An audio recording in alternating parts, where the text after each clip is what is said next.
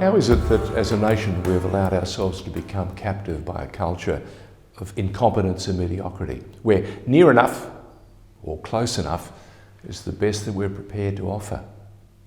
I know that's harsh, but that's how things seem to me at the moment.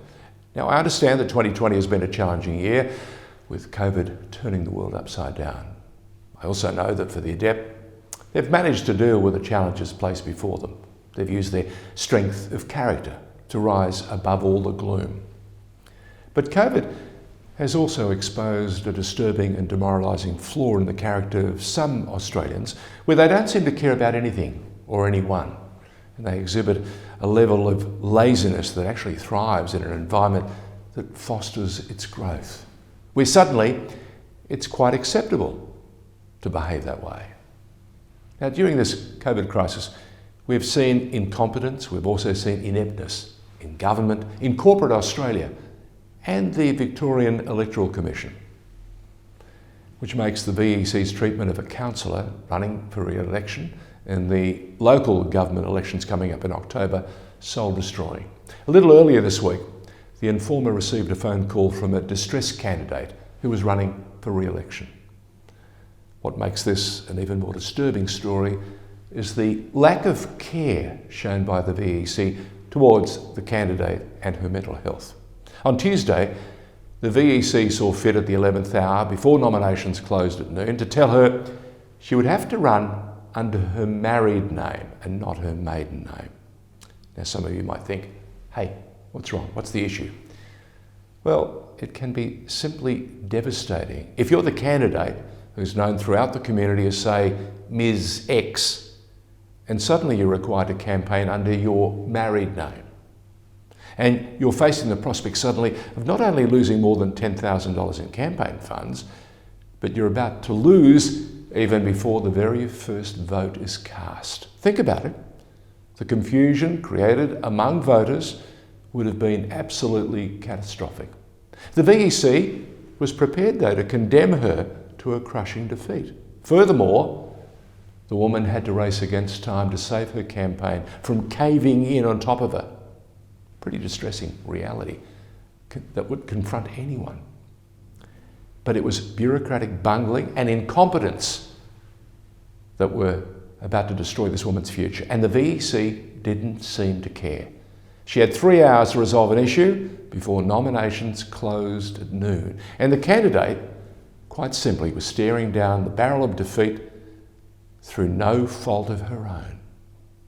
She risked her campaign being derailed by bureaucratic incompetence and a refusal by the VEC to acknowledge that they were at fault. Now, at what point, I ask, do we start accepting mediocrity? And how is it that a body like the VEC could get it so wrong? Such a lack of concern towards this woman's predicament and not make a move to correct their error, that it needed the media to intervene to get things done, to get it to rethink its position and show some common sense. Well, that's exactly what had to happen. And here's more evidence of the madness that many in this country have come to live by, where we actually accept the standard that close enough is the best that we're prepared to offer. Well, I'm afraid it isn't how it works.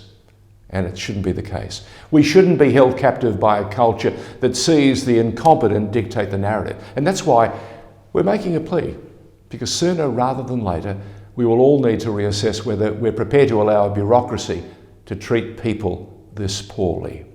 And yet, it seems to me that we have surrendered already to this culture of stupidity. Just think about it. 9 years ago, the councillor changed her married name back to her maiden name following a divorce. Simple enough.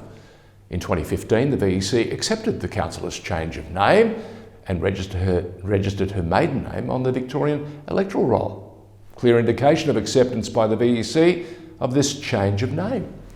In 2016, the woman ran for council as an independent under her maiden name. Another clear indicator, you would have thought, by the VEC that they had accepted her maiden name. Then in mid-August of this year, the woman contacted her council governance officer to actually change her address and then to ask, how do you keep the name private on the electoral poll? Well, the City Council Governance Officer instructed the woman to contact the headquarters at the VEC and ensure she correct the changes because they were incorrect at the time. Well, acting under the instruction, the woman contacted the VEC and spoke to an electoral officer, and together they filled out a form online to make the appropriate changes that would accurately reflect the correct address and, of course, her maiden name.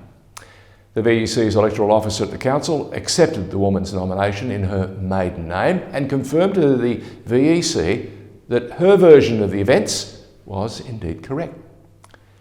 The governance officer was then advised that they had been instructed by headquarters that the woman could not run under her maiden name and no changes would be made, even though her nomination had been accepted and uploaded onto the VEC website.